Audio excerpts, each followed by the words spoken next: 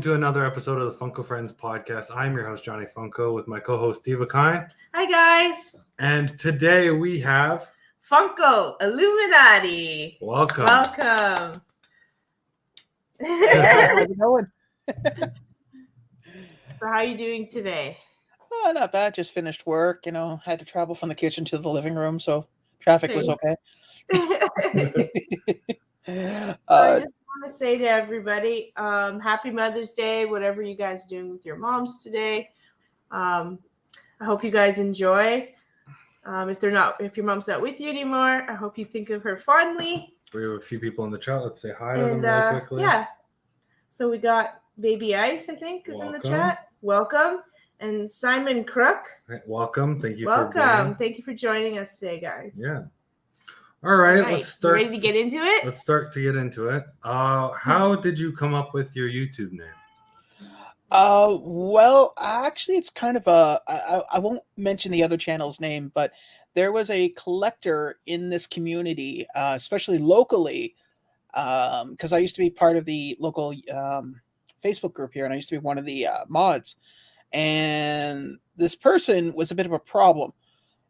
And I, for the record, I had nothing to do with this guy. I never talked to him, but there was an interaction that did not necessarily put him in a favorable light. And I didn't mention any names at the time. And he came out and said it was him. And then a second situation happened. And he started telling people that I had blacklisted him from people doing trades with him. Keep in mind, I've only talked to this guy once. So a friend of mine joked and went, "What are you, the Funko Illuminati?" Well, 2 months after that, I was like, I need a name for a YouTube channel. And I was like, you know what? That'll work. So that's basically where it came from, because somebody thought I blacklisted them. Just to give more of a backstory, there's a GameStop in town that I hadn't been to in about 6 months. I go to the GameStop, and I know the owner there really well. And the manager, and he says, "Hey, can I talk to you over here?" Like, he pulls me over close to the back room. So I'm standing there, and I'm like, "Well, what's the deal?" He goes, "Do you know," we'll say Bob. "Do you know Bob?" Yeah, I know Bob. He seems to think I'm out to get him. Well, he came in here and canceled all his Funko orders and blamed you for blacklisting him. I was like, what? So yeah. Apparently I was somebody's nemesis before I even knew. Well, yeah, I was going to say that's quite a unique story of how you came up with your name. I haven't heard anything like that before, but that's pretty interesting. Yeah. It fits you, though. I think it fits you. I was always wondering why it was like Illuminati. I was like, you know what the creep factor is? When I named my channel Funko Illuminati, and then I set up an Instagram account, and you can even ask LBD Prophecy, I was getting all these weird people going, "Can you show me the way of the Illuminati? Can you help enrich my life? How does one join the Illuminati?" And I'm sitting there going, it's just a channel name for YouTube. It's nothing. I'm not a conspiracy theorist or anything. Nothing wrong with those guys, but you're like, I'm not that. A lot of tinfoil hats. Okay. I just want to say hi to Bees Poppin'. Oh, hey there, Bees. Horror Collector Fiend, welcome. And Horror Collector Fiend, hey there. Hope you guys are enjoying your Sunday. So what made you want to make a YouTube channel? Well, to be honest with you, I used to hang out and talk with Sean Ryan and Brandy and Brian and stuff, and they said, it's not that hard to start a YouTube channel, because I used to play Overwatch with them a lot, and I was like, okay, I'll give it a try. And so I started a channel, and then I'll be honest with you, I have all my content is on there. So from my very first video to my last video is on there. And if anybody who's ever started YouTube and has been around longer than 2 years, most of us, I don't think, could go back and watch our first videos. They're cringe. They're so cringe. It's like, I didn't know what camera was. I didn't know what a camera was. I didn't know enough to look into the camera. I didn't know lighting. I clearly had no idea what the hell I was talking about. But basically, I just thought I'd get into it. I mean, I used to do Reddit. I used to post my pictures and help people on Reddit. But I don't know if you guys have ever done the Reddit game. They're vicious, man. Oh, I've seen Reddit. Yeah, they can be, depending on what you're looking up on Reddit, but they can be vicious. Oh yeah, it was. I don't partake, but Yeah. So basically, that's why I got into it. So I started collecting. Started a channel. Usually, I was doing like 2 videos a week, and then I switched my format to just doing 1 video and 1 live. Although I haven't done a video in 2 weeks because nothing's come out. I feel you. Yeah, but you've been busy too, probably. You're always busy.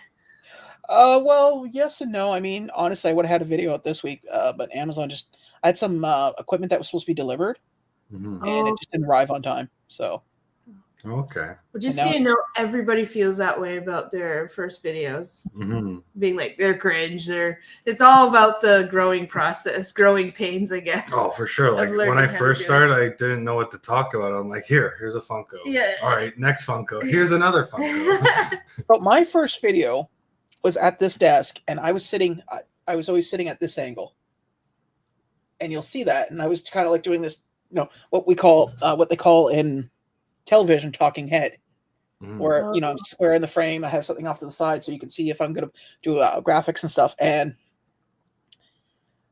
I used to have post-it notes on this because I have a 3-screen setup.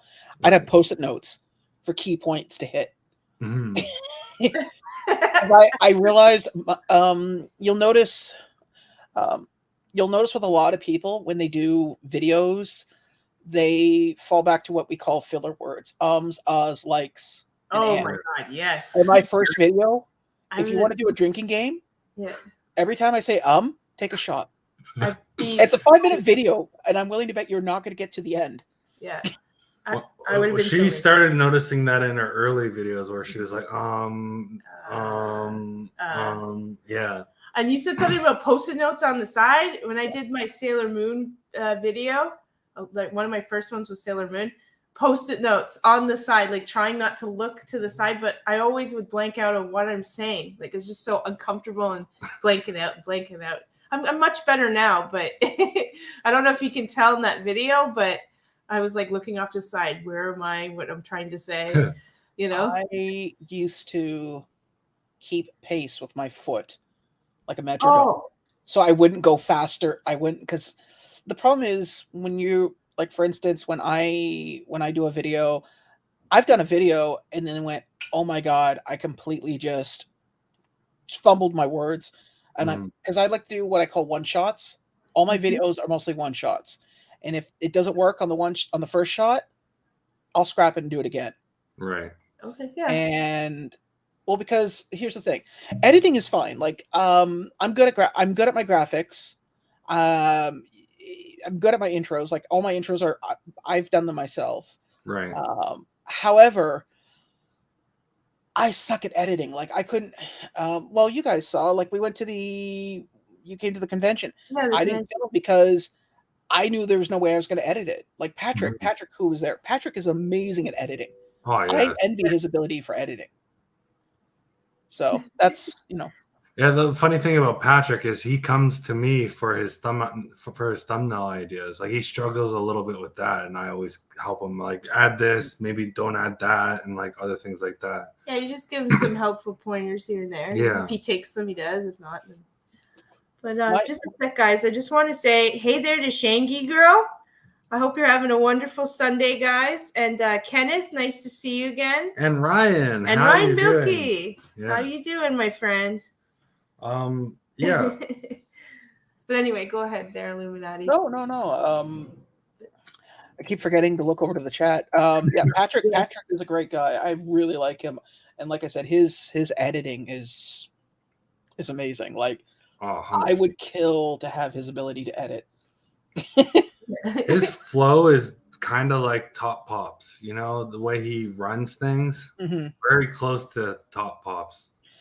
I like Tristan's way of doing things. And I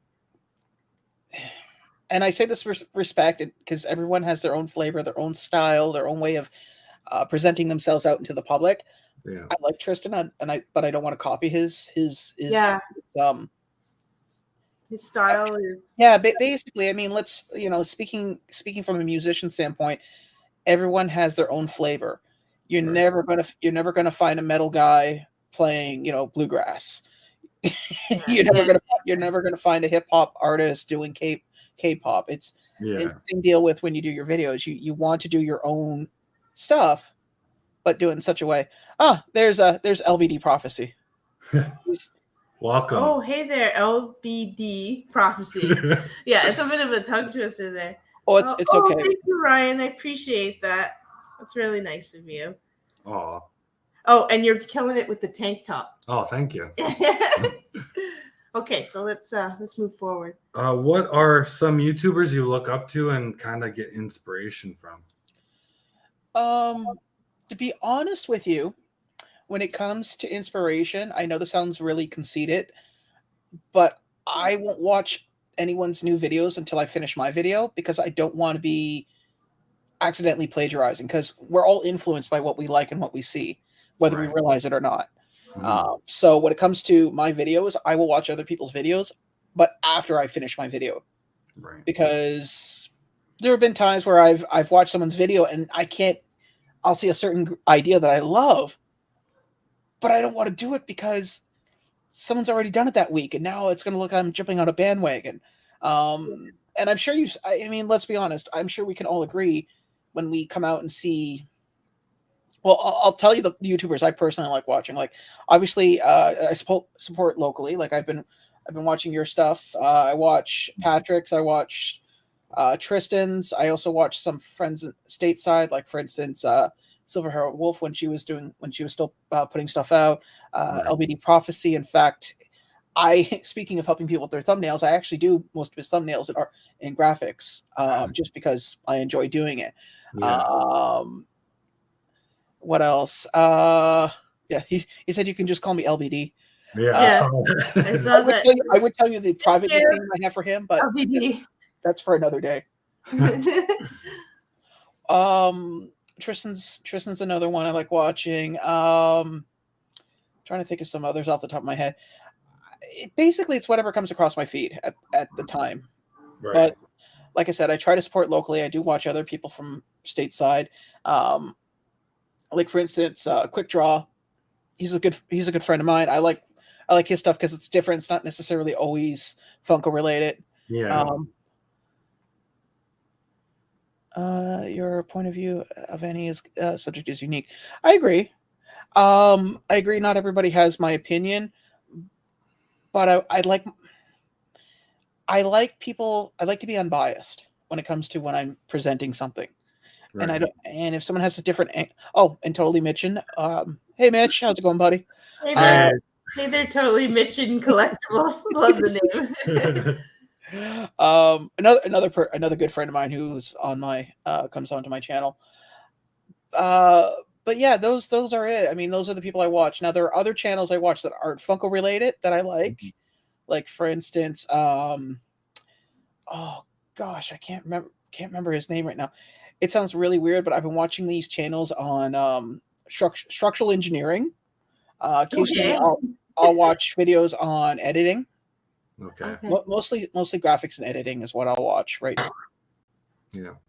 Well, I definitely like your technique, though. I've never thought about it that way, that what you watch kind of could possibly influence what you might want put out there. So, yeah, just so that you do completely authentically you. Yeah.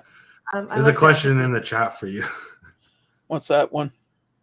What do you watch in the UK Funko space? From Ryan. He's hoping to get. I'm gonna guess Ryan is from the United Kingdom.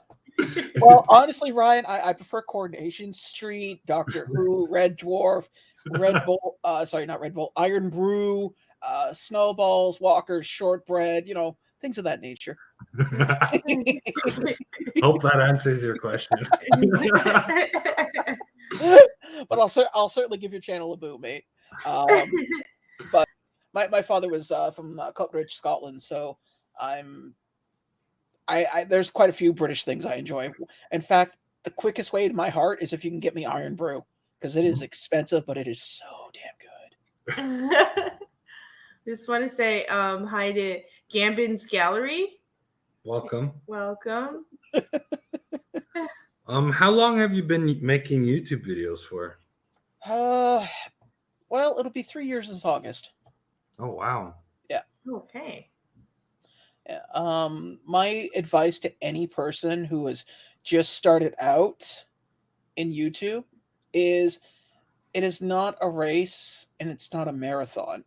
Don't one of my hardest things to learn when I started was watching people do collabs like we're doing right now. Like I'm coming on your channel, we're talking, we're conversing, and I'd sit there and go, well, why didn't they ask me? And then I'd sit there and be butthurt about it, and then I'm going, wait, why am I waiting for them? Maybe I should ask, or maybe I should make an effort to get to know them first before just assuming.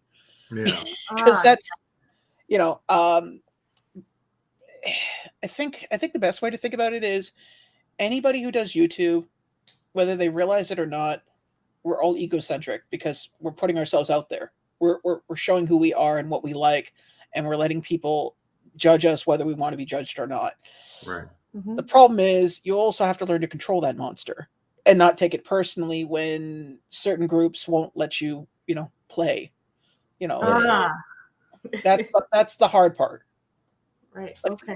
Like for instance, we're Canadians. Yeah. Right. I have friends in the US, but at the same time, I also know that some people that aren't necessarily have certain biases. Yes, of course. Hey, Mr. Awesome, welcome. Yes, Mr. Awesome. And Ryan says he has a 6-pack in his fridge for you. No, he didn't say it was for him. He just I was gonna say I could get a 6-pack right now, but it's $9 Canadian. Yeah, that's for one. No, I think for a 6-pack of Iron Brew. Oh, I see. Like little like regular size cans. Okay. Mr. Awesome says hi to you too. We'll see you later. Yes, tonight. Tonight's live. WWE, guys. Yeah. Okay. Go ahead. So what makes your channel unique and special in your eyes? I would say unique. Like I said, my channel is that I like the idea of it not being exclusive. In other words, whether you like me or not, whether you like my content or not, I'm not going to take it personally. I'm not going to sit there and attack you. There are some YouTube channels out there that if you go into their comments and you make a comment about saying that their video sucked, or you think that their point of view was unfair or unjust, they take it personally and they'll go in and attack that person in the comments. I have no problem in taking criticism. I mean, like I said to you guys when we were at the convention, what you see is a persona of who I am as a person, but my core values of who I am are the same whether I'm whether I'm doing this or if the camera's off and I'm by myself. So that's. I understand that, but there's difference between criticism and then constructive criticism. There's people in there just to tear you down one. Let's just say I haven't personally experienced too much of that, but I've seen lots of other people that I care about that have gone through that. And I'm just like, oh my God. And like I said, if someone's like, I couldn't see because the lighting was not so good, or like give you a real good reason why they don't like it, or they're bored or something, like, can you do something a little different? I get that. But if they're just like, you're ugly or you're stupid or like whatever, then I'm like, is that necessary? Then I can't stand that kind of stuff. No, and you're right. And I agree with you. But here's the thing, though. If someone makes that kind of criticism, whether it be good, bad, or constructive or otherwise, you can either, the message has as much power as you give it. Right. So in other words, if someone says something that is hurtful, disrespectful, or whatever you want to call it, whatever shade of paint you want to provide on it, you can acknowledge it or you can move on. But as I said, what makes my channel unique is that I will take all forms of points of view, good, bad, ugly, or otherwise. And I'll gladly converse with people that, it's just a respect thing for me. Like, I have no problem listening to your point of view. It's just that, like, have a level of respect the way I feel like for someone that I'm talking to. Just like you're saying, be open-minded, but there's a level here, The other thing too is that my main personal credence is if there's something currently out there in the market, especially in the Canadian market, I try to do everything at cost. Now, granted, there comes a point in time where you can't, like, for instance, if I'm doing Whatnot. So I have some stuff on there that is valuable. Like I found a pop today that I realized was over $120. Clearly, I'm not going to do that for retail, but like the Jeffreys that I'm selling on Whatnot, they're basically the cost of what it costs for me to buy them, put them in a box, and print a label. Yeah. I think the most I'm making off those is I think $3. Yeah. Which, I mean, let's be honest, a whole $3 is it doesn't even get you a bus ticket. No, but you still profit. Still profit. Oh yeah. Even in the smallest forms. Oh, hi there, Marvel Cuphead. Welcome, Marvel Cuphead. Hey, dude. Welcome, guys. Mr. Awesome. Let's get drunk on Diet Coke. I second that. Why does one get drunk on Diet Coke? Ew. He likes Diet Coke. Loves it. It's my You're drink. drinking it right now. I'll drink regular Coke, but that gives me heartburn, so I can't drink it. So I have to go to Diet Coke. It's the amount of Yeah. Wait until you get your 40s. Everything gives you heartburn. Just looking at Great. I'm close to that. Yeah, too. this year I'm turning 30, so it's coming. Oh. Still got 10 years. You're good. So we're gonna move out of the YouTube questions and we're gonna jump into the Funko questions. So what was your first Funko Pop you ever collected? First Funko Pop I ever collected was the first it was Doc and Marty, and then Ray, Egon, and oh god, Stance. No, Peter. Sorry, Peter, Ray, and Egon. Okay. Those were those. I went to Silver Snail in Toronto. It was after they moved across the Dundas Square, and I went in there and I was like, you know what? I have no interest in Funko Pops. And then I went and saw these things, and I went, okay. Yeah. I mean, what? Yeah, I mean, what's the worst that will happen? I'll start collecting, as we see behind me. First hit's free. So that was my first ones. Oh, okay. So what was your? Do you collect sodas? I do collect. Well, I collect sodas that are specific to the genre which I'm collecting. Okay, so what was your first one? First soda was the big boy. Oh, okay. Oh, okay. That's a good one. That is a good start. So how did you get into collecting? Did somebody tell you? Did you just see it in the store? Just from what you said I think. Well, yeah. Well, I went, the whole thing in general was okay. So, ironically enough, it was around May when I started collecting several years ago. So, my father had passed away in several years ago, and so I used to go to Toronto to visit his memorial stone. And on my way back, I would stop downtown Toronto because I'm in Toronto, right? So why would I not take advantage of shopping, right? First soda chase, that would have been. Stop jumping the gun. We have that question. Okay. We'll answer that. We'll get to that later. So, anyways, I went to this, because I'm in Toronto, like Silver Snail. Now, I don't know if you guys remember Silver Snail when they used to be at their old place. No. Oh my God, it was 3 stories of geekdom. Oh wow! As opposed to now, where it's just like that little tiny hole in the wall on the upper level. But anyways, I digress.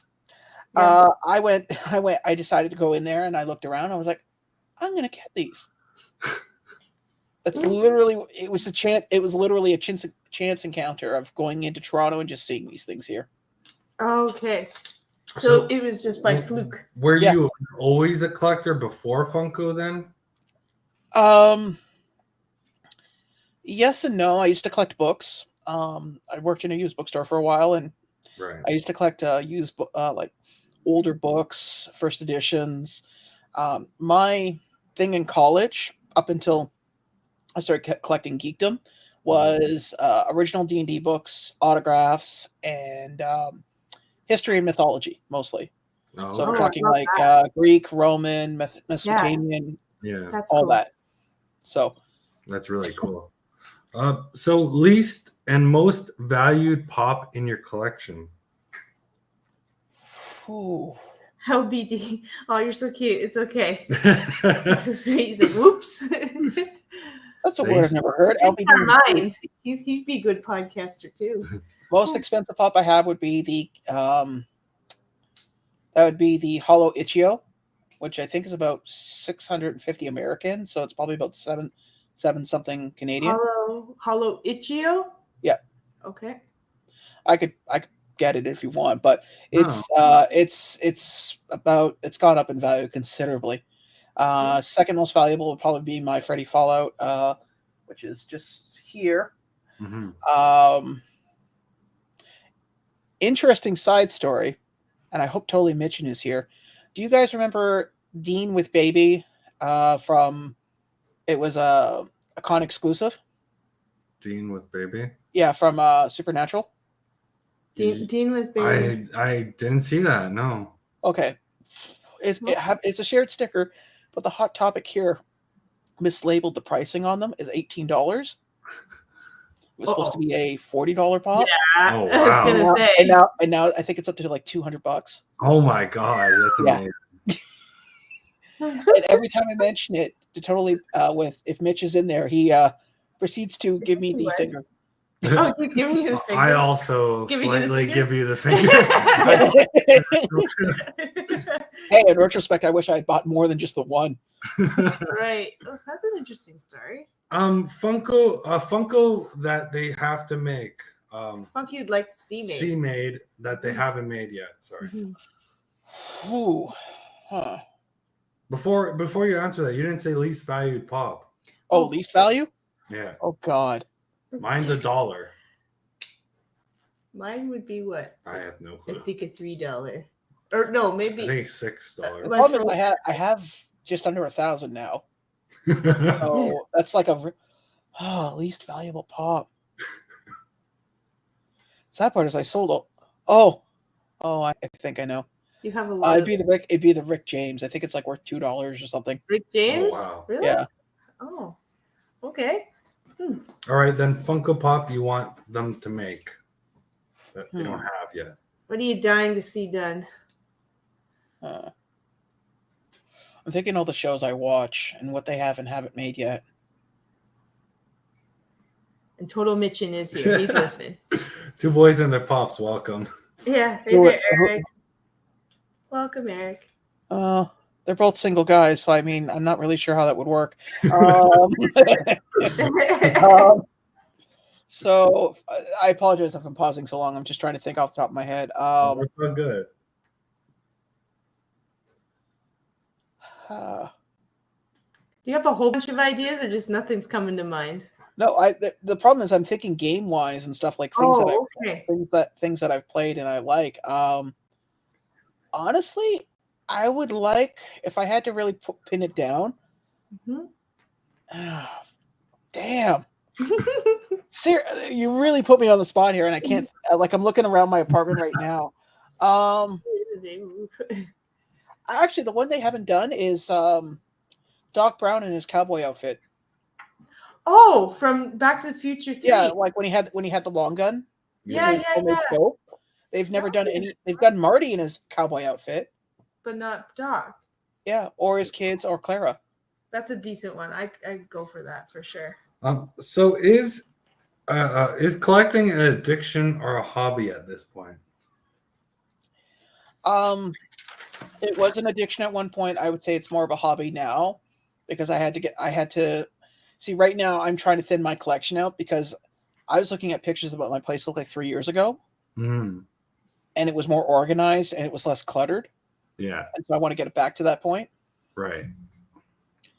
So that's because an addiction, you're willing.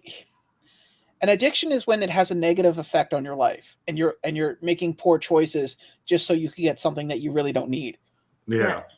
And I've never done that, but I have bought stuff that I later looked at and went, that was impulse. That was not something I needed. Yeah. Like I'm going through my collection right now of stuff that I'm selling, and I'm going, why was I collecting Harley Quinn pops? I don't even like. I like the character, but not to this level. Yeah, I got you. We were doing that when we first started with Funko. I hear so many people say this when they first started with Funko. They were buying whatever they could get their hands on. They were so happy and excited to get it. Then you start running out of room. And then you're like, okay, I think I'm going to take a step back and only the ones I'm absolutely like dying to have, must have in my collection. I think that's everybody. Yeah, we sold about we sold about 200 Funko Pops to make room for better and newer ones. Overall, 200. Oh yeah. So it can get a little much. It happens though, I think, when you first start. from what I've noticed so far from everyone we've spoken with. It's the honeymoon period. Come on. Yeah, that's true. Oh, there's Hi Hat Bob. How you doing I think there? that's Bob from work. Is it? He said he was gonna jump in. Oh, that's a cool name, Bob, if that's you. So what is your favorite line of Funko Pops? Fallout. Really? Yeah, I have every single Fallout Pop. You completed that set? Oh, yeah. And the hardest one to get was the Freddy Funko. Yeah. Okay. Fallout the game? Yeah. Yes. Yeah. In fact, I didn't realize some of the ones that I had got sun damage, which I was kind of annoyed, but I have no intentions of selling them. So yeah. Do you but I have every. I've never tried it. You never tried Fallout? No, I've never tried Fallout. Oh, okay. Well, if you like your post-apocalyptic worlds. Yeah, I'd probably like it a lot. That sounds good, actually. I'd probably like it a lot. Yeah, I can't even say it. Worlds. Do you have Steam? Steam? No, I don't. Oh, okay. I was gonna say if you have it, I'd gift you I think I have a gift copy. Oh. So how many Funkos do you have in your collection? I think you just answered this. I had over 1,374 last count. I think I'm down to just like 1,100 and some odd. So are you a guy that keeps track of them on the Funko app, or just? I gave up after I got over 1,000. Yeah, after a while. I at this point, once I get my collection under control, I'm probably just gonna wipe it out and redo it. Yeah. We have a question in the chat. Okay, Eric. If they made a video game into a movie, would Fallout be your choice, or do you have another? Well, that's a tricky question because video game movies notoriously have never really been successful up until probably, I think the only one I can think off the bat is the first Mortal Kombat movie, not the second, Annihilation, which was complete shite, and Sonic. Because if you look at the very first video game movie, like done with a big budget, was Super Mario Brothers. Right. And I think if anyone's ever sat through that, I remember seeing it in theaters, and even me, I think I must have been 6 at that time or 7. Even I knew that movie was crap. Yeah. There you go. Oh, and it is Bob. I worked with Johnny today. Yeah. There you go. Nice to see you, Bob. So what was your first Funko chase that you ever got in your collection? Oh God, that is an embarrassing question. So the first one I ever got was Aurora from Sleeping Beauty. Yeah, thank you. I was like, I think I know who I was at a Hot Topic, and the girl was restacking the shelves, and I said, "Is there a chase in that box?" She's like, "Yeah," and she handed it to me. I said, "I'm buying it," and they're like, "Why?" I said, "I've been collecting for 2 years, never found a chase in the wild, so help me, this is going to be it." And I bought it. I had it, and I went home, and I had it on the kitchen table, and I'm looking at it going.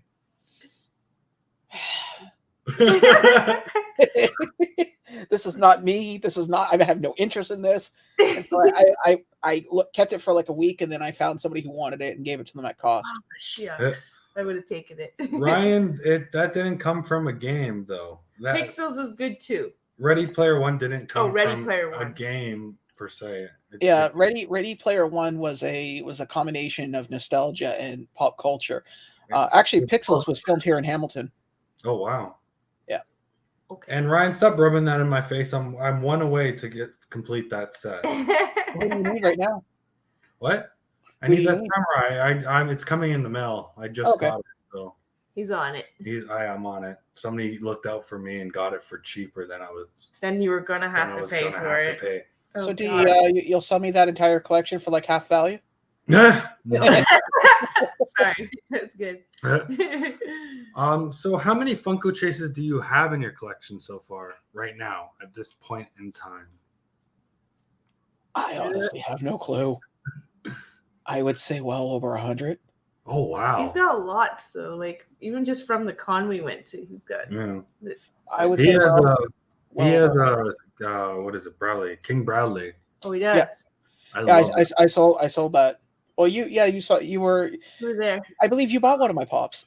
I did. Yes. We bought a few. It's right here beside me for when we go on another live. Oh, don't give it away. They don't know what it is. Oh, okay. I thought Yeah, you were gonna say. I would have bid on that. Yeah, I can't say it. Bradley Chase. Yeah. If I didn't have it, my friend Eric gave it to me. Damn. Yeah. Okay. Oh, sorry. Go ahead. No, I was just gonna say that actually went way lower than I wanted it to. Favorite store to shop for Funko Pops? Sounds really bad, but honestly, I want to say Toys R Us is a good hit up, and not to rub it in the face of my American collectors. I mean, after all, we do have Toys R Us. They only have Walgreens, Target, and, you know, and the list goes on and on and on. But generally speaking, Toys R Us is my go-to, followed by Hot Topic. Yeah. Okay. Eric, so friendly, so funny. King Eric. Bradley, I have to tell my kids to quit shipping stuff out. LOL. So what's your favorite 10-inch Funko Pop? If you have one. If you don't, then we'll move on. Oh, Stay Puff. Done. Oh. It has to be, right? Yeah. Ghostbusters. Do you prefer your collection out of box or in box displaying? Inbox, because for stacking purposes and stuff. Always. You don't have beginning, I took stuff out of box like an idiot, but I kept the boxes. But now everything's in box. Okay. You said stacking purposes, I think. Yeah. Okay. Let's be honest. I mean, if you look at all that I have, move my head the right way. Yeah. There's no way I could have that many pops and have them out of box. It would just. It would be so hard to take care of for sure. What is your favorite American candy bar? Eric asks. I'd say Crispy Crunch. I mean, the problem is, it's an unfair question because I don't know much about American candy bars. I mean, I don't really. I've been to the States a few times, but I've never gone for candy bars, so I'm gonna have to say Crispy Crunch. But no, I take it back. I had a Mr. Good bar once. That was good. Right. A Mr. Good bar? Yeah, it's hard to describe, but it was good. I mean, what's close to it? Like Henry or like an Almond Joy. Almond Joy? Okay. Yeah. Okay. So what's your favorite grill in your collection? Favorite grill at this time, it's a toss between two. It's a toss between Vault Boy Freddy Funko, followed by, I would say, Bloody. Oh no, I take it back. It would be my Inosuke Chase, signed by Bryce Pennebeck from the Fan Expo, because it was the first Chase he ever signed. Oh wow! He hadn't seen these pops until I brought them, and in fact, he even signed number 1. So it is the first Chase he's ever signed. Oh wow, that is very cool. special. Yeah. I gotta say. So that would be my grill, because I mean, I could buy another Freddy Funko. Granted, it would cost me an arm and a leg. Yeah. I could probably get another Bloody Ben if I really wanted to. Mm-hmm. But that can't be replaced. Yeah, for sure, 100%. That is really cool. Question? Okay, Eric.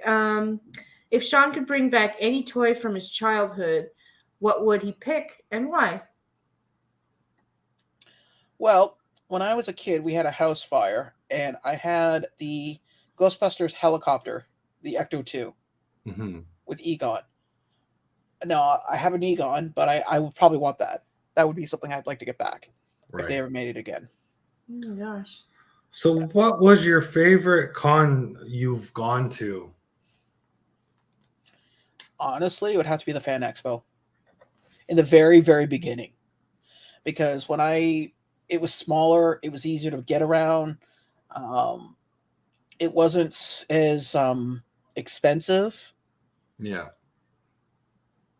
And at the time, I had family that was living in Toronto, so I had somewhere to stay. Okay. But that would be it. That would be my main deal. All right. So what was the best thing you got from a mystery box? It's gonna sound really conceited, but I haven't really gotten anything. Like there hasn't been anything in a mystery box that I got that I was like, there was a few things that I've been excited over, but most of the stuff that I got was stuff that I hadn't thought about getting. So nothing shock-worthy. Yeah, I mean, no personal grails, but don't forget, the mystery boxes I'm buying are mid-grade to low-grade. I'm not like some people that will go out and spend $1,000 on, a Pop King Paul box. Yeah. Because I don't have that kind of capital to be throwing around, especially for YouTube videos. A lot of people do anyway, that I know. Oh, yeah. It's a lot of money. It's like rent right there. Well, some of rent. So what was your first experience doing your first whatnot auction? Oh God, you were there for it. That was my very first whatnot auction. Honestly, once I got all the technical side of things done and got into the rhythm of it, it wasn't too bad. I had a great time. I like watching people do the bid wars, not because obviously I'm making money off of it, but it was kind of as petulant as it sounds. It was like the days of being in the schoolyard and watching two kids fight and just sit there going, "Hey, did you hear what he said about your mom? Yeah." That guy was talking about your dad. You gonna let him get away with it? And just and then just sitting back and going, wow. Evil. But the one mistake I won't make is I'm going to make sure that I have water with me, because like an idiot, I had built a pile of boxes between the sink and myself. Yeah. Oh no. And all I had was like and I'm sitting beside the fridge, and the only thing in the fridge is a 2-liter bottle of pop. Yeah. So you get to that, I was getting to the point where I was halfway done, and if you can even hear it, I was like, okay, so we're going to, because my mouth was so parched at that point. Yeah. You've done this before. When we met at the con, you forgot water too. Yeah, exactly. And then then you're sorry for this. Anyway, go ahead. So did you enjoy being on the other side of the table when we met you the first time at the Funko show? The Funko show. I enjoyed it. It was good. I enjoyed meeting the public, talking to people. In fact, some people reached out afterwards that I was able to help them with. So it was really cool. I honestly, I had a great time doing it. It was something, it was different. It was more than a success that I could ever think of. Yeah, but you were great at it. Pardon? You were great at it, though. Like, you're very good with the customers. You weren't shy at all. Like, you were so helpful. Even though I was like, wow, you're really good with kids. You're like, I'm not into kids. Kids suck or whatever. I was like, really? Here's my deal. I have nothing against children. No, I know, but however, I can relate to most people. Children, I can't. So it's kind of hit and miss with most kids. Like kids like things. The shinier, the more color to them, the more they love them. Yeah. So as long as I'm there for like a 10-minute span, going, here you go, here's a shiny sticker, here's a shiny toy. Okay, now I leave. Yeah, but you're also promoting yourself too, right? Like the parents will, I just thought you did very well. Remember that kid that I gave the 2 sodas to? We could hear them all over the convention shaking it. Oh, yeah. And I was sitting there thinking, oh God, that parent's going to kill me. Yeah, probably, right? I guess I'm just a big kid because I like shiny things or whatever. The more shiny and interesting. Or maybe part magpie. Yeah. So what was your first set that you completed in your collection? Oh God. Actually, it wasn't even a set I was trying for. The Rocky Horror Picture Show. Oh my God. Wait, they have a set? Yeah, six pops. I went to a convention and I looked at and they had all 6 there, and they just come out, and I said to the guy, I said, hey, if I bought all 6, can you cut me a deal? It was like $60, tax, including taxes. I was like, done. Oh my God. In retrospect, I wish I'd picked up 2 sets now. Yeah, oh my God. You've gotten some good steals over the years for sure. But I didn't even know they had Rocky Horror Picture Show. So what's your cat's name? Oh yeah, he was in the back there. I saw a little white fluff ball in the back. Oh, that's Tally, and Tally is currently asleep on his little. He's got like this seat cushion that's like his blankie. Okay. And normally I'll leave it on the floor for him, Yeah. but I was vacuuming, so I threw it onto the couch, and now he's just kind of like laying on it. It's like chilling. Fine. At least he's quiet. Kelly. So how was your experience going to the Farewell Yellow Brick Road? Oh yes. Oh, clearly somebody was going through my Instagram. What they're talking about, people, is the Elton John, basically his last concert. It was put it this way. I've been to a lot of rock shows. I've seen obviously Elton John. I've seen Dragon Force. I've Aerosmith, AC/DC, Rolling Stones.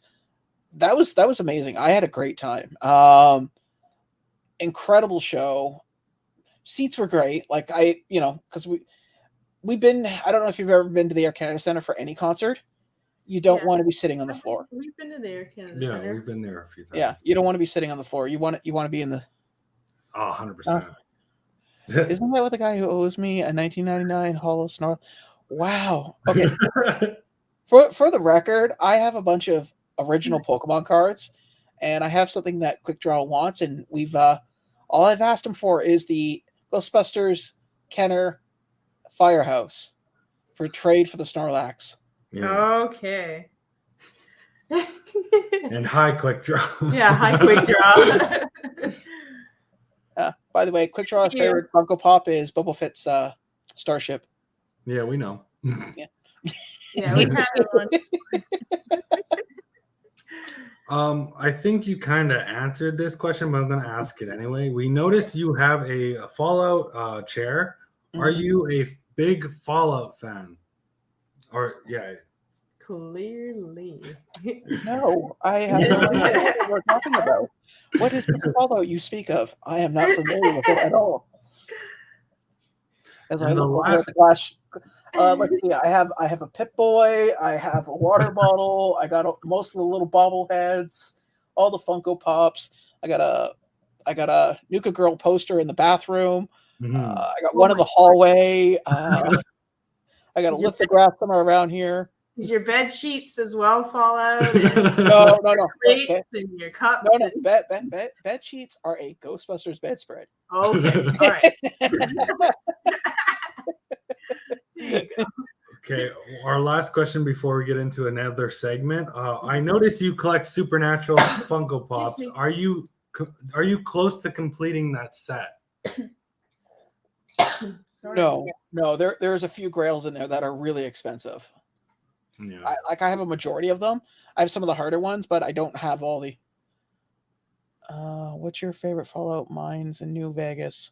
Oh, Pops and Props. Hey there, Pops and Props. Nice to see you. It's been a while since I played New Vegas. God, I can't think. I mean, I'll be honest with you. When I played New Vegas, I always played what do you call it? The anti-gun or whatever, the big ass sniper gun that blows things up.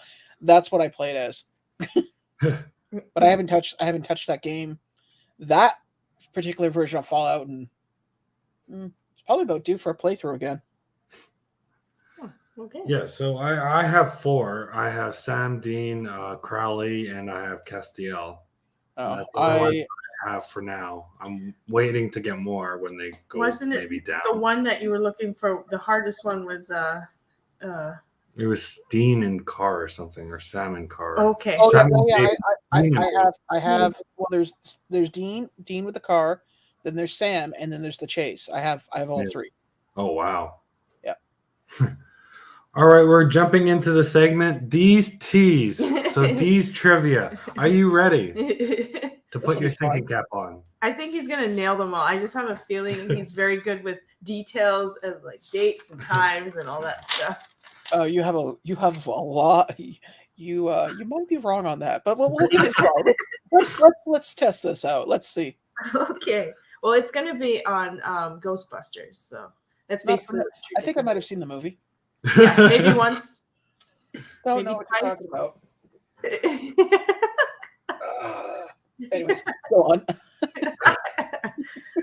Okay, so let's start. And in the chat, if you guys want to join in and try and answer, go right ahead. These what? These teas. These teas. That's what we call it. He's trying to trip me up. Yeah, I know, right? What is the name of the demonic spirit that haunts cellist Dana Barrett's apartment?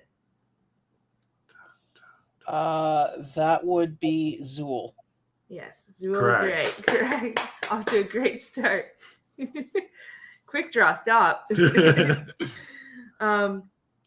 What famous funny man has a lead role in the film? Well, there's actually two that have it. Because Dan Aykroyd was from Second City, and then you have Bill Murray. Yeah, I was gonna say there's more than one, but yeah, Bill Murray is what they put for the trivia. So. Hey, Mad Hatter Pops and Props. Definitely, we need to hang out very soon. Aw, miss you too, my bud. And oh yeah, hey there, Mad Hatter. Nice to see you in the chat. Okay. In what city does the film take place? New York City. Oh my God! See, I told you. He's gonna fly through these. I think lower, specifically lower and upper Manhattan. Oh wow! Okay, didn't even know that deep into it. My goodness, were you there or something? My God. I'm actually familiar with most of the filming locations to a degree. You do? You are? Okay. Which actress plays Dana Barrett in Cellist, whose apartment is haunted by a demon? Sigourney Weaver. Oh my God, he's good. Not even tripping up a bit. Yeah, that was a blast when we went to the Funko Con. Okay, and he's wondering. We'll just stop for a second. Yeah, I think Niagara Falls. I think Comic-Con? we're both going on Saturday. Yeah, I'm going Saturday as well. Yeah, the Niagara. The Niagara. And it's in June. It's in June. Yeah, it's the beginning of June. Okay. So are you guys going to the Fan Expo? I don't know yet. Depending on. I could possibly get a media pass, and I might need someone to hold a camera. Oh, okay. I'm your man or your woman, I should say. I was gonna go. You're my man, Johnny. You guys want to talk? Hey, Arcade. Oh, Arcade's there. Hey, Arcade. Hey, Arcade. Okay. Who's the leader of the Ghostbusters? Well. Very, very specific, or not specific. Sorry. Well, I would say, the mouth of the group would be Peter Venkman. Right. Perfect. Mm-hmm. But you're going to say someone else? I was going to say Egon, because technically, without him, none of their shit would exist. Yeah. Oh. Okay. See, I don't know much about this, so I'll take your word for it. Which SNL album had a big hand in Ghostbusters? Alumni. Illuminati. Sorry, album. No, it's fine. Well, alumni would be Dan Aykroyd, because Jim Belushi was supposed to be was the inspiration for Slimer. Really, Jim Belushi? Yeah. Jim Belushi was the inspiration for Slimer. Yes. Oh wow. Oh my God, he's in everything. The more you know. Right? That's awesome. That's actually true too. Sorry about the Illuminati. It says album, but okay. There we go. Who is the Ghostbusters' first official client? First official client. Well, that would be at the Sedgwick Hotel. Oh, would be the first as the Ghostbusters. But if you say before they became the Ghostbusters, their first official client would have been at the Metropolitan Library when they see the librarian. I think they're looking for a name. Yeah, a name. Who's the first person that asked for help? I guess from them. Oh, that would be Dana. That would be Dana Barrett. Right, yes. Correct. Perfect. Hey, Sleeping Collectibles, welcome. Oh, Sleeping. How are you doing today, my friend? Hey, I'm man. the Ghostbusters' first official client. Okay. That was good. What is the name of the god of destruction the Ghostbusters are trying to prevent from being released on Earth? Gozer the Gozerian. Gozer the Gozerian. Beautiful. See, I told you he's gonna fly. Burning through these. Yeah. What form does Gozer take on Earth? Well, the destructor form that they ask, it would be the Stay Puft Marshmallow Man. Correct. Yes. But he takes another form. Well, his actual form is the androgynous female, or the David Bowie that you see. That's his physical form. His destructor form, which would be like his second form, was Stay Puff. I have all those mini puffs too. So do like I. The small Funkos. Do you have all of them? No, I don't have all of them, but I have. I have all of them. All of them, every single one. Every single one. You're missing the headset. I want the headphones one. You have the pizza one. Yep. That's a 7-Eleven exclusive. You have the ice cream one from Baskin Robbins. Yep. Okay. The one where he sets himself on fire. Yep. Oh my god, he's got them all. That's actually that's what this video was supposed to be. This week's video. It's going to be that entire set. Oh wow. Oh, that would be cool. I'd like to see all the ones that they have. Yeah. I have all the mini puffs as well. Okay, Mad Hatter's. Oh yeah, because he likes Ghostbusters too. Yeah. So he's gonna probably fly through these questions too. Okay. Mick Moranis, plays Louise Tully. Mm-hmm. Dana Barrett's nerdy blank. Neighbor from across the hall. Perfect. Oh my god, I got that one right too, and I was guessing. Oh yeah, Rick Morel. No, he wasn't Saturday Night Live. I had to think of it. No, but he was Second City with Dan Aykroyd. Oh, okay. Yeah. So the nerdy neighbor, is he just? What's his play in this whole thing? Well, he ends up being the Keymaster. Oh, really? Oh, okay. Yeah. There's questions about something about that in the future. So, okay. How many Ghostbusters are there when they start out? 3. Perfect. Oh my god. He's probably bored. He's like, these are too easy for me. No, keep going. Okay, we'll see if I can trip him up even a little. What is the first ghost that appears in the film? Librarian Ghost. Yeah. Correct. You had that. I knew that. You knew that too? I knew. You remember that? Like, I think I've seen this movie like a million years ago. I didn't see the movie. I played the video game. Oh, that's why? I enjoyed playing the video game, yeah. But I don't remember any of it. Like, I really don't remember. But you probably watched it, at least a dozen times in your life? I watch it at least twice a year if I can. Okay, just to enjoy it? Yeah, for sure. Okay, what is the name of the 4th Ghostbuster they add to their team? That would be Winston Zedmore. Perfect. The 2 demonic demigods that possess Dana and Lewis refer to themselves as the Gatekeeper and the Keymaster. Yes. Okay. So the nerdy neighbor's the Keymaster. Yeah. Oh, that's pretty cool. Vince Clortho, the Keymaster, and then there's Zool, which is the Gatekeeper. Oh, okay. Well, you know. Where is the containment unit that the Ghostbusters keep the ghosts after they capture them inside? Basement of the firehouse. Oh, okay, because it says firehouse, but their firehouse, but it's the basement. Yes. Yeah. You remember that too? I do, yeah. From the video game? Yeah. Is it like a story mode, the video game? Yeah, it is. Yeah. It's not just killing ghosts. No. It walks you through. It basically walks you right through the movie. Oh, it's almost a rail shooter at that point. Yeah.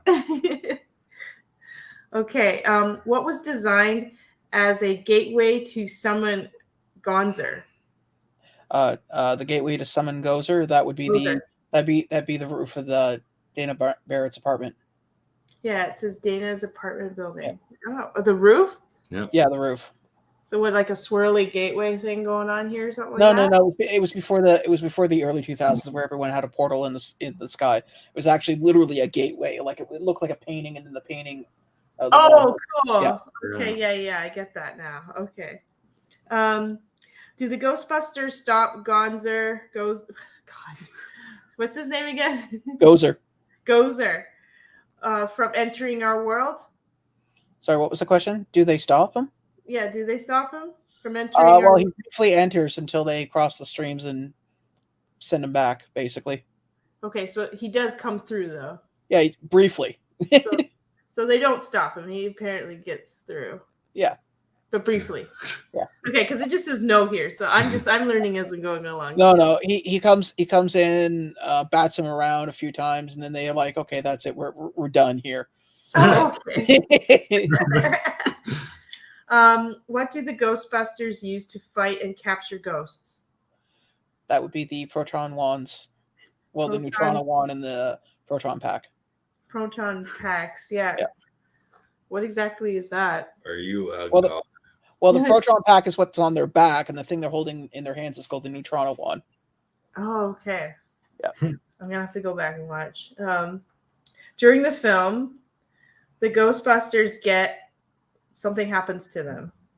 It just says during the film, the Ghostbusters get blank. I don't know if that's helpful at all. Well, a few things happen to them. I mean, they get arrested.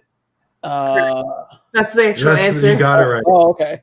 I didn't really understand that. I was trying to read it and understand. I thought I'll put that in there and see what he says. But what did they exactly mean by that? Like, oh, they get arrested because what happens is Walter Peck shuts down the containment grid and it basically releases all the ghosts, and so he basically says they're in violation of a bunch of environmental laws, so they get thrown into a jail. Oh, wow. Okay. And while they're in jail, the whole city basically goes to hell in a handbasket. And the mayor at the time said, go crazy and all that sort of thing. And the mayor goes, what the hell is it? He's talking to someone. He's like, yeah, I had an hour conversation with LaGuardia, and he's been dead for like 20 years.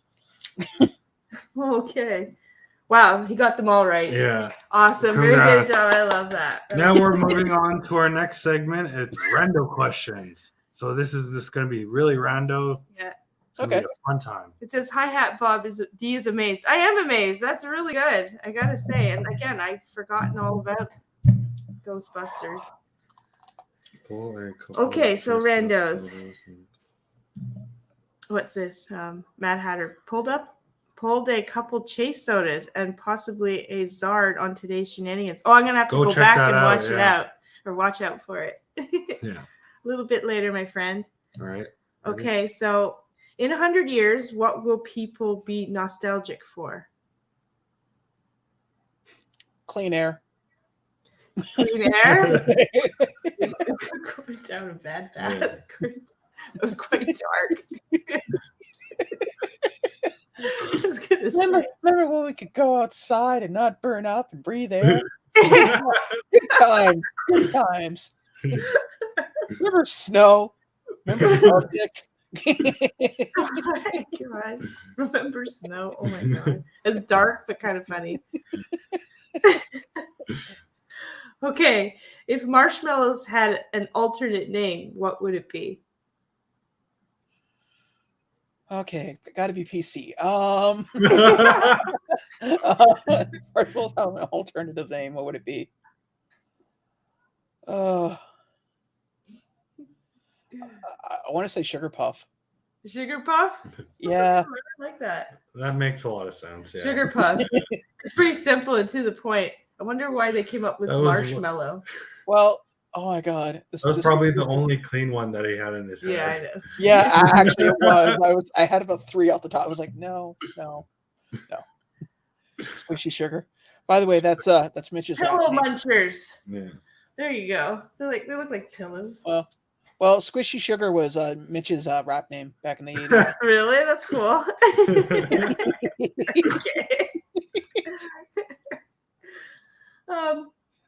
What ingredients in a cereal would make a cool and tasty Ghostbuster cereal? What ingredients? It could be marshmallows. They could be. Well, I would have to say, yeah. Clearly marshmallows. Yeah. I don't know why, but I always like the what do you call it? That honey coated puff rice. Oh yeah, honey. Can't get enough of that Sugar Crisp. Yeah, Sugar Crisp. Yeah. So I would say marshmallows, like a Sugar Crisp, and a third one, probably icing sugar. Icing sugar. Would you eat that? Yeah. I'd be quite the Ryan says sugar puffs are a cereal in the UK. Sugar Puffs. Okay, Yeah. yeah. Call them Sugar Crisp here. Yeah. It's all diabetes in a bag. Yeah, pretty much. Still sounds good though. Sugar Crisp with marshmallows and you said icing? Icing sugar. Icing sugar. Well, because I was trying to think of I know as a kid I used to like Captain Crunch, but now I bought a box of it a while back just for nostalgia reasons. Yeah. That's like eating a cheese grater. Like Really? cut the roof of your mouth, your tongue.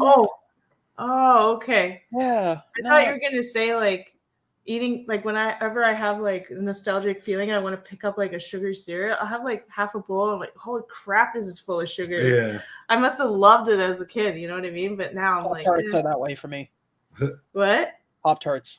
Pop-Tarts? Yeah. Oh, Pop-Tarts are I was gonna say the fudge too. Yeah. I kept myself from swearing. They're really good too. I'm trying to be good. He gets mad at me when I swear sometimes. Okay. That's still a good idea for cereal. What is the creepiest thing you could possibly say to a ghost if you saw one to scare them?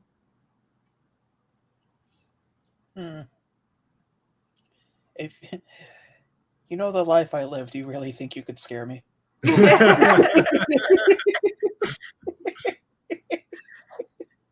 I know you actually like Ghostbusters, but have you ever seen a ghost, first of all? In my younger years, I was big into the idea of the metaphysical. The older they get, the more jaded I am. I mean, yeah, I get you. I don't personally believe that there is. I mean, not to trample on anybody else's thoughts, but that's just my feeling at the end of the day. Mm-hmm. I'm a quantitative human being. I have to see it, touch it, or at least be able to measure it in some way. Yeah, Yes. to feel that it's real. Yeah. Okay, I completely fair enough. agree. Of course, you agree. Your birthday's like 2 days apart from his, right? Yeah. Yeah. What, you're October 4th? Yeah. Oh, okay. You told us that when we saw you at the con. He forgot all about me. Yeah, he totally forgot all about you. Had a whole conversation on it. Dude, you know what? I'll be honest with you. I finished that day, got the bin upstairs, put it in the kitchen, walked over to my room, didn't even bother taking off my hoodie or anything, and just bam. Hit the rolled pillow. over, turned the TV on. That was it. Went to bed, right? Yeah, I was tired. I was really tired. Mm-hmm. Yeah, he stayed there even after we left. Yeah. Pop-Tarts in a bowl of milk. Not bad. Best question of the cast. Everybody loves Pop-Tarts. My God. Well, because I mean, let's be honest. As breakfast goes, it is the most idiot-proof breakfast in the world. You rip the tinfoil off, you either put it in the toaster, you put it in the microwave, or you eat it as is. Yeah. Good job. Sure. So funny. He doesn't have the time for us mere fit peasants. Oh, quick draw, you're not a peasant. You'd have to save up for that one. You're more of a serf. I think I said or gutter snipe. I like the word gutter snipe. Oh, then Mitchin, Captain Crunch is so worth the torn up roof of the mouth. I don't know. No. I don't need AB positive in my meal. Bloody. Okay. If you can compare yourself to any animal, what would you pick? An animal. Huh. Yeah. I would honestly have to say, and I don't know why, but because I observe people, so I'd have to say like an owl or something, because I like watching people. I like watching people. I live downtown Hamilton, so I mean, I see people all the time, and it's sometimes watching people is better than television, especially if you're just like waiting for a bus. Nothing better to do. Well, Hamilton's quite a colorful place to be in the first place, especially downtown. That's a really soft way of putting it. Okay. Yeah, I said it softly. I have other terminology for it. Yeah, I know. especially around Jackson Square. Oh God. There's Why quite go a to the movie why go theater to the circus when the circus can come to you? Yeah, yeah, right. It's like, that's one way of putting it. But okay, so an owl, and I guess owls are very observant. So yeah, it's a good one to pick. What? Pops and props. I need to move to Hamilton. Perfect for the film industry. No, yeah, I mean, if you want to get unionized and get in there, go for it, man. But honestly, they film movies all the time around me, and I love to bug totally Mitchin about it. But the first year here, I was like, oh wow, movies, great! They're filming all the time. It's beautiful, it's wonderful. And now it's like, great. Now I gotta figure another way to get from point A to point B because they're blocking the road or they're blocking the street, or they're blocking this. Hey, Mama J, how you doing? Hey, Mama J. Hey. Hey. Happy Mother's Day. Happy Mother's Day. Yes, happy Mother's Day to you. Got a mama in the chat. Yeah, it probably gets so annoying. Well, right where we live, just across the way, and Bob, you'd know this. In my mall, they do a lot of movies there, but it doesn't bother us that much. Like there's no blockage or anything. Yeah. No, but don't they like make more garbage, make more mess, like somewhat in your way, a little bit? Yeah. They are? A little bit in your way? A little bit, yeah. But not like what he's saying, like he's trying to get to work or do Yeah. whatever. He's trying, maybe not to work, but Just in wherever he general, it's a bit of a hassle. Yeah. Downtown is classic old Toronto in the 70s. Okay. I wouldn't know that. I wasn't around in the 70s, so I can't really say, but I'll take your word for it. Okay. If you were a superhero, what would be your name and what cool weapon would you choose and what could it do? Wow. Think about that. I'd probably go with a superhero. Granted, the name has already been taken, but I would go with nobody. Just because that way, if someone says who hit you, nobody. And I would say a key that opens anything. A key that opens anything? Yeah. Like in other words, if I need to No open one's a car. Yeah, that is very unique. That's a very cool one. I need to open a door, need to, open anything. Doesn't matter. Done. That would be really cool. And you know I love keys. Yeah. Just want to say hi to Floridian. You made me say it because Floridian nerd. Floridian, thank you, nerd channel. Floridian. He's a fairly new channel. He welcome. has some really good content. He's been doing lives. Until Tats 79. Welcome my friend. Hey, buddy. All right. And wait. Okay, so you answered it. Yeah, Okay. I am. Okay. Just as Johnny. I am old. Just as Johnny. Yes. Old, I think he said.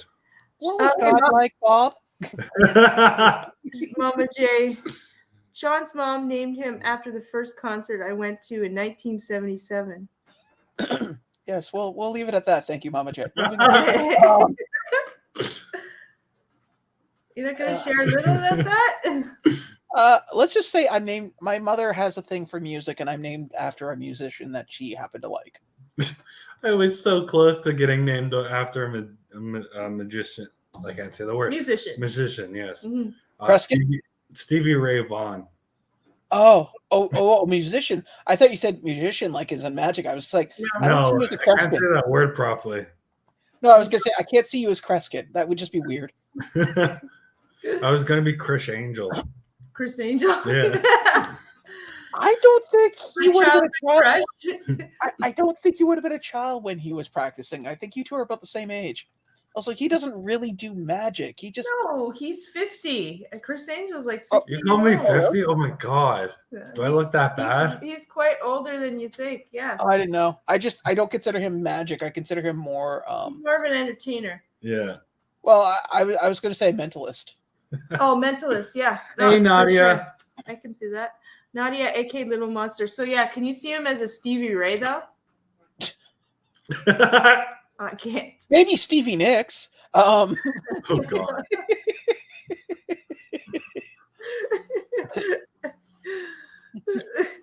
Okay, so Harry. Spectre almost was named after John Bon Jovi. Yeah. Okay. I have a friend that was almost called that too. Really? Yeah. I'm surprised your dad. Okay, so Stevie Ray, but not Bon Jovi. No. Your mom would have been. My dad was more of a Stevie Ray. Stevie Ray. Bon Jovi. Oh, okay. Okay. Which would you rather have? A taste of Stay Puft Marshmallow Man or Slimer? He's like Jello tasting. Yeah, I guess so. I guess he would taste like garbage Jello, though, because remember, he's a lot. I don't know. The idea of something, one sliming you, which we really don't know what the taste of that would be, or the idea that something was animate and moving. Yeah. Made out of marshmallow. I mean, either way, I'm still having an ethical decision here. Besides ethics, just from food form. You know what? No, I'd rather be slimed because I don't want marshmallow ruined for me.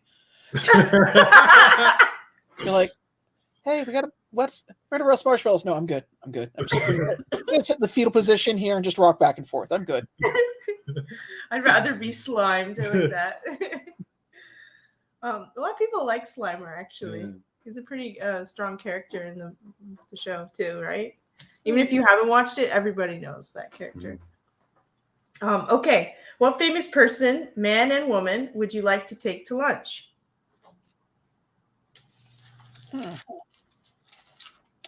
Well, like either or both? Both. Both. Okay, and they could be alive or dead. Well, dead, it wouldn't be much of a lunch. They come back to life just to have lunch with you. Yes. Well, I guess if I had my choice, I would have to be Nellie McCree, who was the woman who started women's suffrage in Canada. I think she would be interesting just to get an idea of her point of view. Mm-hmm. And then for alive, it would have to be Sitting Bull. Who? Just to get his Chief Sitting Bull. He basically was a native chief who left the States, came to Canada, and then eventually, through the politics at that time, was driven out of Canada and back into the States. Wow, you went history. Yeah, a lot of people go with famous people, but you went history. That's interesting. Well, there's enough stuff with famous people that you can find out their points of view and what they think. Right. But people from back then, nobody was keeping, tabs on what their inner thoughts were. They only know the facts. And I think it'd be interesting, especially, the idea of, somebody starting women's suffrage in Canada, the idea of where it went and how it started would be fascinating just to go, why? Like what got you to where you are? Right. And Sitting Bull, he was a very predominant person for his, and the way things turned out. Mm-hmm. It's a very cool answer. Yeah. Love that. Okay, we got Spectre Commander. Welcome. I'm really stumbling my words today. Sorry about that. I believe him and Mama J are related. Well, welcome to the chat. But still, I love that answer. We have had some people say things about history. Bath the guy. Like Einstein, I think someone said. That was Bath. Was that Bath? That was Bath, yeah. Okay. He's into a lot of history, too. He's a history buff, too, eh? Well, they believe that his original work of theory of relativity was based on his wife's initial findings in math. He built on her ideas. Yeah. Oh, his wife. It was just interesting how he has a learning disability, but he's like one of the smartest people in the world, Yeah. It's crazy. Yeah. So, yeah. He was also a bit of a womanizer, too. Oh, God. No, he's so true, though. People that are famous today, like, we got all this technology. You can get their opinion on anything. But back then, like, there was no, like, you just know what people have written down, right? Yeah. Yeah. That's as far as it goes. So, anyway, okay. If a genie gave you 3 wishes, what would they be? If a djinn gave me wishes, well, I wish that in the event of my passing, my essence of who I am would be reborn. So, in other words, I would have all my memories, everything. So, because the idea of being immortal is great, but you still have to try to hide who you are. But if you just, keep living on in another vessel, That would kill that. The other thing I would wish for is a photographic memory, the ability to recall anything I've read, seen, or done with clarity, and use it in proper context. Because eventually you gain enough intelligence, you can figure things out very easily. And the final wish at that point would probably be the ability to find anything I want. So in other words, like for instance, you know, if there was some piece of lost history, I could find it and monopolize on it. Because let's be honest, there's a lot of stuff in this world, like shipwrecks, archaeology, that you could just sit there and go, all right, yeah, I found the original whatever, and you know, you could go visit the Titanic, for instance, and maybe not even so much that, like D.B. Barton, buddy who stole all that money and jumped off a plane. They don't know where he went, where the money went. Oh, I see what you're saying. So I could sit there and you could solve things. That's really cool, actually. Just want to say hi to Charlie Cesal. Welcome, my friend. Oh, pops and props. All right, folks. Sorry, I gotta go. Awesome live stream as always. Hope to be invited on again this summer. Well, you're always welcome. Yeah. Of course, we'll set that up later. But I hope you have a wonderful night, pops and props. Yeah. And we'll see you next time. The funny thing about your first wish, we were kind of discussing that the other day. Well, he said 3 wishes, but they're so in depth. Which one was the first? The first one was to be reborn, but have your memory. Yeah, we were talking about that. Yeah. And the second one, the knowledge one, I think that one would be a curse in a way too, like having all that, like knowledge. You think you'd be bored? Yeah. Like, because you just know everything all the time, like. Right. You would never be able to learn and discover because you've already got all the answers. No, that's true. But I look at it from this way. You can invest your time and effort. Like, for instance, if you're, let's say, pick whatever disease, pick whatever ideal or principle or something you want to study. You can apply yourself to it and figure it out. Right. Because that's human nature. We look at problems and we try to find solutions for those problems. Or we look at something that we don't understand and try to get a better understanding of it. Yeah. Medicine, physics, anything in the sciences, we're constantly adapting and evolving. Yeah, absolutely. Just want to say hi to Dead Zone really quickly. Hey there, Dead Zone. And okay. Yep. But yeah, the first one about the remembering your memories, it's only because I wouldn't want to start all fresh again because I want to make sure I don't make the same mistakes again. Because if I'm coming back as who I am, there's a good chance, because they say history repeats itself. We seem to make the same mistakes over and over again. I'd rather know where I've gone wrong, like really badly gone wrong, so that I don't have to go through that again. Yeah. And just bring me new stuff that I have to deal with that's really rough and tough. Right? Those are good. That was great. Yeah. I enjoyed that. Okay. If you had to get rid of one, which would it be? Night or day?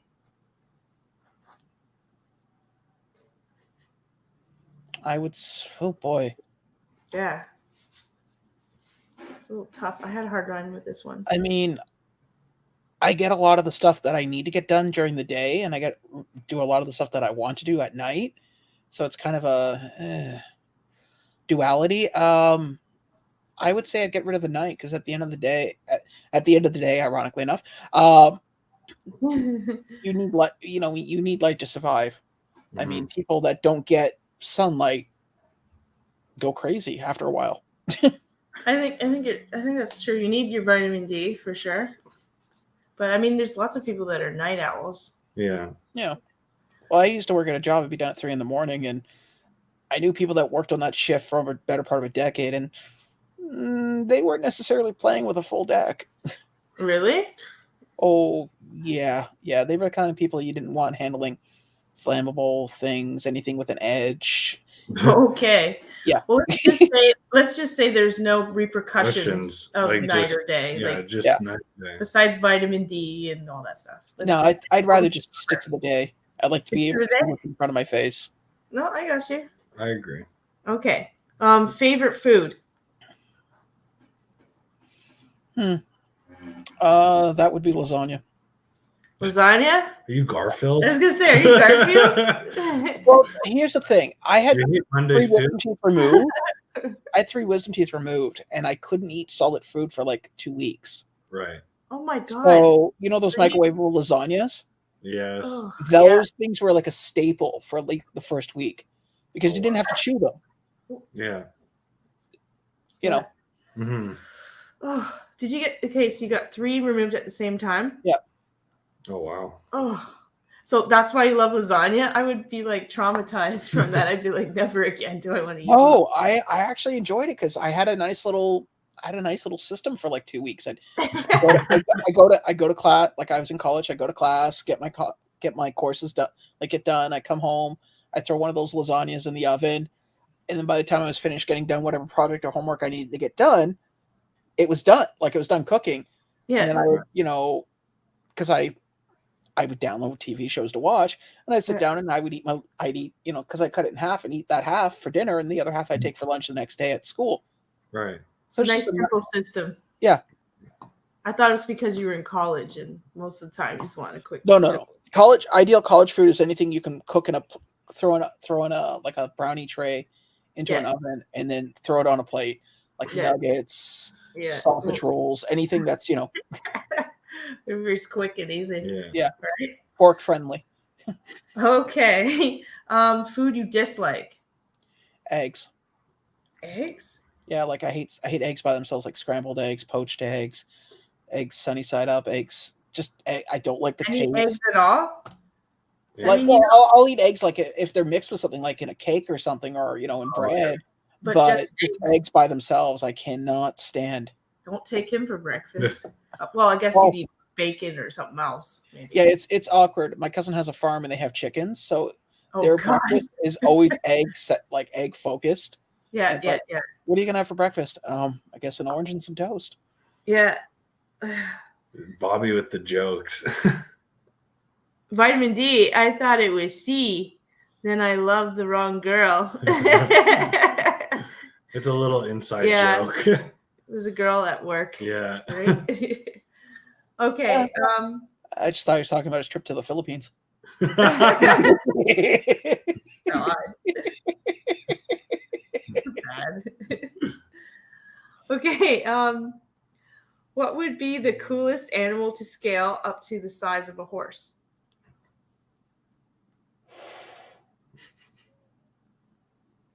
I want to say a spider. A spider? Yeah, because I know some people that are deathly afraid of them, even being like the size of a dime. So the one the size of a horse, I would just to see the fear and just. Bean. He is evil. Yeah, I was gonna say. Sorry, but just the idea of going. Like for instance, I was at a flea market. They had like these huge banana spiders and put in resin. Yeah. And they were like the size of a phone book. Yeah. And the guy was selling them for like $30 a piece, and I was so tempted to buy it, and then go when I went to work the next day, just put it under my boss's chair. Oh my god! But I was like, I do that, and then she's got like a 20-pound piece of solid plastic she can beat me with. Yeah. Okay, that too. I was gonna say that's evil. Yeah. That's be something else. Just to scare somebody. It's funny though. Okay, since we have 4 of them, which is your favorite season? I would say the fall. Yeah, I like. I 100% agree with you. Because there's very little pollen. It's not hot. Yeah, I have really bad allergies, so it's very little pollen. The sun's setting, which at a reasonable time. So, like for instance, if I because I work the early shift, if I want to go to bed at 6, at 9, because I have to be up at like 5 in the morning. It's hard to do it around this time of year because Mr. Golden Sun's out there going, "Hey, hi, how you doing?" Yeah, at night. Yeah, I kind of love that. See, I told you you're evil, LBD. I'm not evil. I'm just misunderstood. Okay. Okay. Biggest fear. Now, this is why I said this question's coming up after that spider thing. Heights. Heights. I lived on the 14th story of an apartment building before I moved into this place. Yeah. And I only went on the balcony once. You got to come over to my house and come on my balcony. Well, we live on the 14th we're floor. very high up, actually. Yeah, it ain't gonna happen. We'll just take him to the CN Tower. Oh God, no! I've been up there once. Have you? Oh yeah, I went up there once, and the whole time, like just talking, my hands are sweating now. My whole time, I'm getting higher and higher, and I'm going. My friend's like, "Are you okay?" I said, "I'm fine. I'm totally fine. I just need to think that I'm in a safe place, and this thing's been standing for many years, and today is not going to be the day that it falls." Because when you got to the top, right? You went all the way to the top. Oh yeah. Did you go on did you experience the glass floor? Yep. Oh, so you on it? Well, I went out. I went as far as like I stepped on like the first panel and went, okay, there, you got what you wanted. There you go. You did do it. Yeah. Yeah. You wanted to see me do this. There. You never stated how far I had to go. I stepped on, stepped off. That was it. Didn't do the restaurant. Didn't do any of the other stuff because it's all money. But yeah, I don't care for heights. Yeah. Okay. So what was your feeling? Were you feeling nauseous? Were you feeling dizzy? Was there a feeling? No? Here's the thing. Even when I'm scared, I can still maintain a certain disposition of calm. Okay. But I freeze. Like I don't want to move. Right. Okay. And it's hard to get over that fear. Yeah. And so personally, I don't care for heights.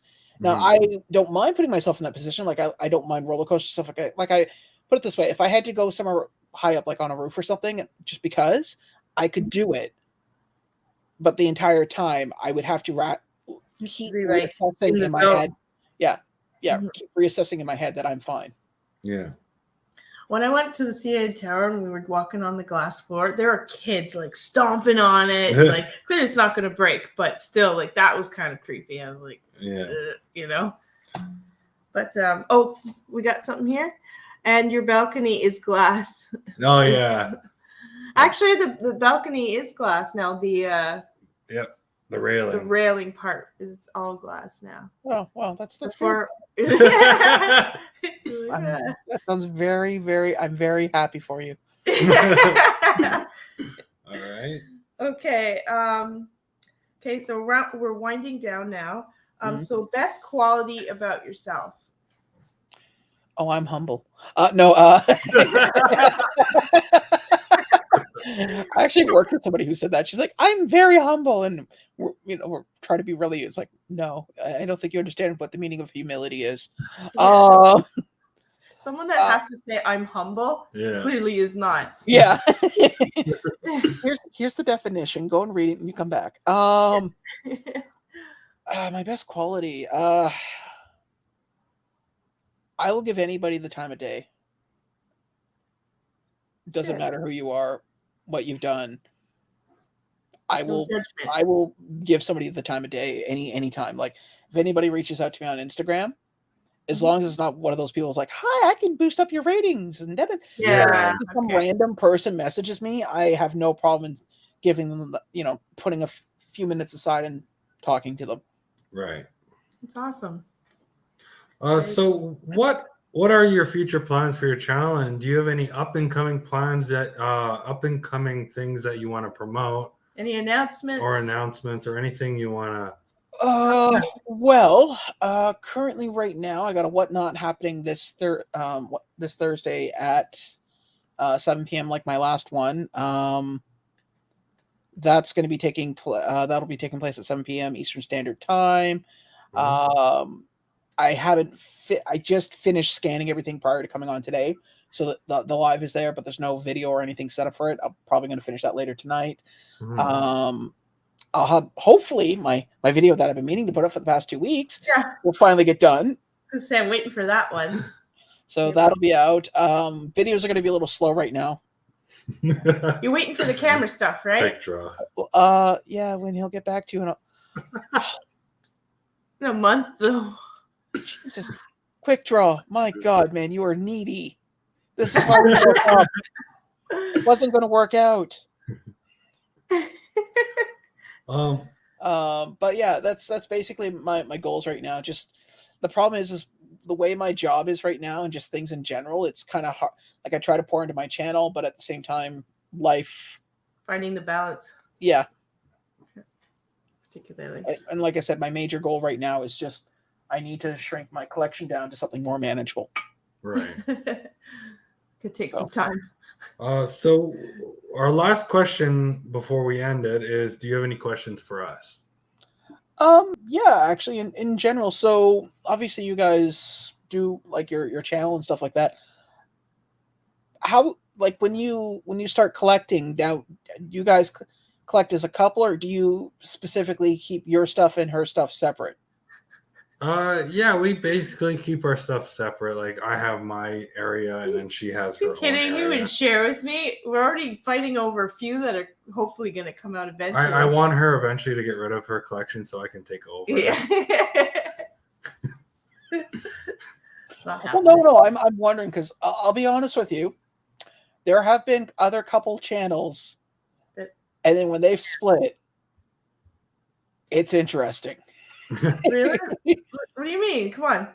Oh, or they mix and match their collections. Yeah. And then they're like, they're like fighting over which ones they take and which ones. Oh, you mean if they split like as a broke couple? up, yeah. Yeah. Oh, of course. You know how difficult that would be? My God. Oh, yeah. You have to like flip a coin or something. Yeah, we're just lucky. I like anime and music. She likes her Disney and her Marvel women. I like music too. Yeah, but different type of music. That's what we're. I've actually bent a little bit, like on some of the ones that he wanted and I wanted at the same time. I was like, okay, I'll just. Yeah. But there's some I won't bend on. Like we'll both just get the same Funko Pop, I think, and have it part of your collection and then mine part of my collection, just to have it, you know. Mm-hmm.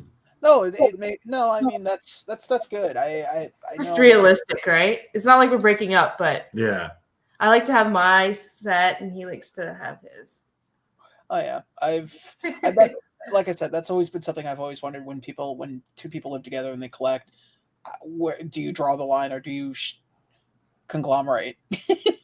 And you are kind of right. We do have somewhat separate. Like I don't think you're ever going to collect Disney. No. Right? And he tells you that, but somewhere there's a Disney princess collection just hiding.